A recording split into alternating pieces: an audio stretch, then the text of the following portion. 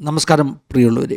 കുടിയേറ്റക്കാർ നേരിടുന്ന പ്രശ്നങ്ങൾ ഇന്ന് ഒരു വലിയ ഇൻ്റർനാഷണൽ ഇഷ്യൂ ആണ്. പല രാജ്യക്കാരും ഈ വിഷയത്തിൽ പ്രത്യേകമാകുന്ന നിയമങ്ങൾ ഉണ്ടാക്കുന്നു. നമുക്കറിയാമല്ലോ, ഇന്ത്യയിൽ തന്നെ ബംഗ്ലാദേശിൽ നിന്നൊക്കെ കുടിയേറുന്ന ആളുകളെക്കുറിച്ച് ഉള്ള പരാതികൾ, ഇവിടെ ഉണ്ടാകുന്ന പുതിയ നിയമങ്ങൾ ഒക്കെ ഭാരതത്തിൽ ഒത്തിരി ചർച്ച ചെയ്യപ്പെട്ടതാണ്. പക്ഷേ ഈ അടുത്ത ദിവസങ്ങളിൽ ഏറ്റവും കൂടുതൽ ചർച്ച ചെയ്യുന്നത് USA ഉണ്ടാക്കുന്ന കുടിയേറ്റ നിയമങ്ങളിലുള്ള വ്യത്യാസങ്ങൾ, അതുപോലെ തന്നെ അനധികൃതമായിട്ടോ അല്ലെങ്കിൽ റെഫ്യൂജീസായിട്ടോ ഒക്കെ USA വന്നിട്ടുള്ളവരെ ഡീപ്പോർട്ട് ചെയ്യുന്ന, മടക്കി അയക്കുന്ന വിഷയങ്ങളൊക്കെയാണ് ഒത്തിരി ചർച്ച ചെയ്തുകൊണ്ടിരിക്കുന്നത്. ഇന്ന് നമ്മുടെ ന്യൂസ് ബുള്ളറ്റിനിലൂടെ അങ്ങനെയുള്ള 3 വാർത്തകളാണ് പങ്കുവെക്കുവാൻ ആഗ്രഹിക്കുന്നത്. ഒരു വാർത്ത ഇംഗ്ലണ്ടിൽ നിന്നാണ്, UK നിന്നാണ്. അതായത് UK ചില ക്രിസ്ത്യൻ ലീഡേഴ്സ് ഒരു തുറന്ന കത്ത് ബ്രിട്ടീഷ് പ്രധാനമന്ത്രിക്ക് അയച്ചിരിക്കുന്നു. ആ തുറന്ന കത്ത് അയക്കാനുള്ള കാരണം ഈ അടുത്ത ദിവസങ്ങളിൽ ഇമിഗ്രേഷനെ സംബന്ധിച്ച ചില നിയമ വ്യത്യാസങ്ങളൊക്കെ ഇംഗ്ലണ്ടിൽ ഉണ്ടാകുവാനിടയായി തീർന്നു. ഒരു ധവളപത്രം, ഇമിഗ്രേഷൻ സംബന്ധമാകുന്ന ഒരു വൈറ്റ് പേപ്പർ പുറത്തെടുക്കുവാനിടയായി തീർന്നു. അതിനകത്ത് വന്ന വാർത്തകൾ, അതായത് ഇമിഗ്രേഷൻ സംബന്ധമാകുന്ന വളരെ പ്രധാനപ്പെട്ട ചില ചേഞ്ചസ്, നേരത്തെ ഒരു സ്റ്റാൻഡേർഡ് പീരീഡ് ഓഫ് സെറ്റിൽമെൻറ്റ് ഉണ്ടായിരുന്നത് ഇരട്ടിയായി വർദ്ധിപ്പിച്ചിരിക്കുന്നു. അതായത് അവിടേക്ക് കുടിയേറിയവർക്ക് പെർമനൻ്റ് റെസിഡൻസിക്കൊക്കെ അപേക്ഷിക്കാനുള്ള ഒരു കാലപരിധി അത് വർദ്ധിപ്പിച്ചിരിക്കുന്നു. ഞാനിങ്ങനെയാണ് പ്രീമിയർ ക്രിസ്ത്യൻ ചാനലിൽ വന്ന ഒരു വാർത്തയിൽ വായിക്കുവാനിടയായി തീർന്നത്. അതായത് 10 വർഷം ഡബിൾഡ് ആക്കിയിരിക്കുന്നു. 10 വർഷത്തിന് ശേഷം മാത്രമാണ് ഇനിയും അങ്ങനെയുള്ള ഒരു സ്ഥിരതാമസത്തിനുള്ള അപേക്ഷയൊക്കെ കൊടുക്കുവാൻ കഴിയുന്നത്.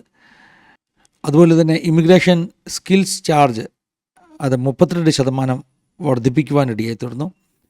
ഇങ്ങനെ മൈഗ്രേഷൻ റൂൾസിൽ ഉണ്ടാകുന്ന വ്യത്യാസങ്ങൾ, അതാണ് വിവിധ സഭയുടെ നേതാക്കന്മാരാകുന്ന ചില ബിഷപ്പുമാർ ഒന്നിച്ച് സൈൻ ചെയ്ത ഒരു തുറന്ന കത്ത് പ്രൈം മിനിസ്റ്ററുടെ പേരിൽ പുറത്തിറക്കിയിരിക്കുന്നത്. ഈ കത്തിൽ Baptist, Methodist, United reform churches, church of Scotland, അതുപോലെ തന്നെ ജൂയിഷ് കമ്മ്യൂണിറ്റിയുടെ ലീഡേഴ്സ്, സാൽവേഷൻ ആർമി ലീഡർഷിപ്പ്, ഇവരൊക്കെ ഈ കത്തിൽ ഒപ്പുവെച്ചിട്ടുണ്ട്. കൂടുതൽ കമ്പാഷനേറ്റായിട്ടുള്ള ഒരു സമീപനം ഉണ്ടാകണമെന്നാണ് ഇവർ ആവശ്യപ്പെട്ടിരിക്കുന്നത്.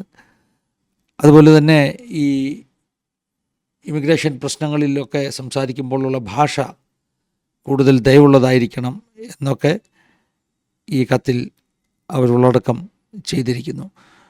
മറ്റൊരു വാർത്ത വരുന്നത് അമേരിക്കയിൽ നിന്നാണ്, USA നിന്നാണ്. അഫ്ഗാൻ കുടിയേറ്റക്കാരെക്കുറിച്ചുള്ള ഒരു വാർത്തയാണ്. അതായത് അമേരിക്കയിൽ ലക്ഷക്കണക്കിന് അഫ്ഗാൻ കുടിയേറ്റക്കാരുണ്ട്.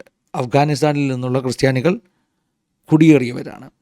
അതിനകത്ത് ഏതാണ്ട് 9,000 ആളുകളെ തിരിച്ചയക്കുന്നതിനെക്കുറിച്ച് ചില തീരുമാനങ്ങൾ, ചില പ്രസ്താവനകൾ വരുവാനിടയായി തുടർന്നു. ഇതും വളരെ വലിയ അഭിപ്രായ വ്യത്യാസങ്ങൾക്ക് കാരണമായി തീർന്നിരിക്കുകയാണ്. റിലീജിയസ് മേഖലയിൽ നിന്നും പൊളിറ്റിക്കൽ മേഖലയിൽ നിന്നും ഒക്കെ വ്യത്യസ്തമാകുന്ന അഭിപ്രായങ്ങൾ വരുന്നു. പ്രത്യേകിച്ചും അഫ്ഗാനിലെ ക്രിസ്ത്യൻ ലീഡേഴ്സ് പ്രസിഡന്റ് ട്രംപിനോട് അപേക്ഷിച്ചിരിക്കുകയാണ്. അങ്ങനെയുള്ള നടപടികൾ അത് അഫ്ഗാനിലെ ക്രിസ്തീയ വിശ്വാസികൾക്ക് വലിയ ദുഃഖകരമാകുന്ന അവസ്ഥകളായിരിക്കും. അതുകൊണ്ടത് പുനർവിചിന്തനം ചെയ്യണമെന്ന് അഫ്ഗാൻ സഭയുടെ നേതാക്കന്മാർ ട്രംപിനോട് അപേക്ഷിച്ചിരിക്കുകയാണ്. ഇത് കുടിയേറ്റത്തിൻ്റെ രണ്ടാമത്തെ വാർത്ത. മൂന്നാമത്തെ ഒരു വാർത്ത വളരെ വ്യത്യസ്തമായ ഒരു വാർത്തയാണ്. സൗത്ത് ആഫ്രിക്കയിലെ വെള്ളക്കാരാകുന്ന 59 പേരെ അമേരിക്കയിലേക്ക് റെഫ്യൂജീസായിട്ട്, അഭയാർത്ഥികളായിട്ട് പ്രവേശനാനുമതി കൊടുത്തിരിക്കുന്നു. 59 സൗത്ത് ആഫ്രിക്കൻ വൈറ്റ്സ്, വെള്ളക്കാർ.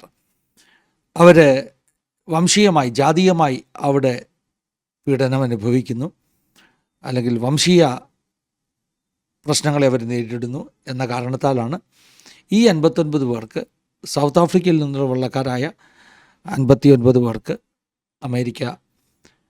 അമേരിക്കയിലേക്ക് അഭയാർത്ഥികളായിട്ട് അവരെ അക്സെപ്റ്റ് ചെയ്തിരിക്കുന്നത്. അപ്പോൾ അങ്ങനെ വ്യത്യസ്തമാകുന്ന 3 വാർത്തകൾ, ഒന്ന് UK നിന്ന്, 2 വാർത്തകൾ അമേരിക്കയിൽ നിന്ന് തന്നെ, പക്ഷേ വ്യത്യസ്തമാകുന്ന 2 വാർത്തകൾ. അപ്പോൾ ഇങ്ങനെയുള്ള വ്യത്യസ്ത വാർത്തകൾ ഒന്നിച്ച് നമ്മൾ ചേർത്ത് വെക്കുമ്പോൾ ഇത് വലിയ ആശയക്കുഴപ്പങ്ങൾക്ക് കാരണമായിത്തീരുന്നു. ശരിക്കും ഈ കുടിയേറ്റ പ്രശ്നങ്ങൾ, മൈഗ്രേഷൻ ഇഷ്യൂസ്, ഇമിഗ്രേഷൻ ഇഷ്യൂസൊക്കെ പൊളിറ്റിക്കലി കൺട്രോൾഡ് ആണ് എന്ന് നമുക്ക് മനസ്സിലാക്കുവാൻ കഴിയുന്ന ഇത്തരം വാർത്തകൾ. മൈഗ്രേഷൻ, അത് ഞാൻ പറഞ്ഞല്ലോ, ഈ രാജ്യങ്ങളുടെ മാത്രമല്ല, ലോകത്തിലെ മറ്റ് പല രാജ്യങ്ങളുടെയും ഒരു പ്രശ്നമാണ്. ഇന്ത്യ ബംഗ്ലാദേശിൽ നിന്നുള്ള കുടിയേറ്റത്തെയാണ് ഇന്ത്യ ചെറുക്കുവാൻ ശ്രമിച്ചുകൊണ്ടിരിക്കുന്നത്. അതുപോലെ തന്നെ മറ്റ് പല സ്ഥലങ്ങളിൽ വരുന്ന അഭയാർത്ഥികളെ സ്വീകരിക്കണോ വേണ്ടായോ എന്നുള്ളതിനെക്കുറിച്ചൊക്കെയുള്ള അഭിപ്രായ വ്യത്യാസങ്ങൾ. അപ്പോൾ ലോകത്തിൽ എവിടെ നോക്കിയാലും നമുക്ക് മനസ്സിലാക്കാൻ കഴിയുന്നത് ഇതിൽ പലതും പൊളിറ്റിക്കലി മോട്ടിവേറ്റഡ് ആണ്. പ്രത്യേകിച്ചും ഇങ്ങനെയുള്ള തീരുമാനങ്ങൾ വളരെ ദൂരവ്യാപകമാകുന്ന ഫലങ്ങളുണ്ടാക്കും.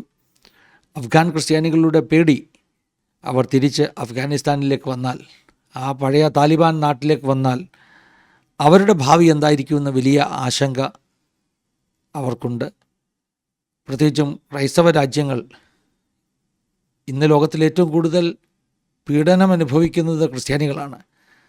അനുഭാവപൂർവമാകുന്ന സമീപനങ്ങൾ പീഡനം അനുഭവിക്കുന്ന രാജ്യങ്ങളിലെ വിശ്വാസികളോട് കാണിക്കേണ്ടതായിട്ടിരിക്കുന്നു.